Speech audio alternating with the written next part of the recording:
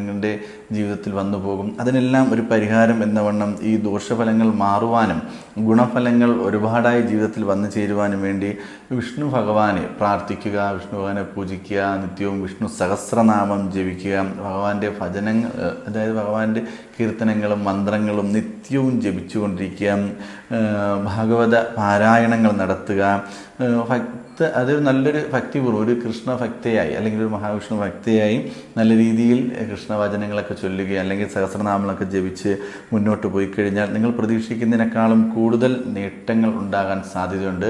ഭരണി നക്ഷത്രക്കാർ വ്യാഴാഴ്ച ദിവസമോ അല്ലെങ്കിൽ ബുധനാഴ്ച ദിവസമോ എല്ലാം വിഷ്ണു ക്ഷേത്രത്തിലോ ഭഗവാന്റെ അവതാരമുള്ള ഏതെങ്കിലും ഒരു അമ്പലത്തിൽ, ശ്രീകൃഷ്ണസ്വാമി ക്ഷേത്രത്തിലോ നരസിംഹസ്വാമി ക്ഷേത്രത്തിലോ ഏതമ്പലത്തിലും കുഴപ്പമില്ല, ഏതെങ്കിലും ഒരു അമ്പലത്തിൽ ഭാഗ്യസൂക്ത പുഷ്പാഞ്ജലികളെല്ലാം അർപ്പിക്കുന്നത് വളരെ നല്ലതായിരിക്കും. ഇവരുടെ ദോഷങ്ങളെല്ലാം കുറയുവാൻ സാധ്യതയുണ്ട്. കൂടാതെ ഈ പക്കന്നാൾ വരുമ്പോൾ എല്ലാ മാസത്തിലും ഭരണി നക്ഷത്രം വരുന്ന ആ ഒരു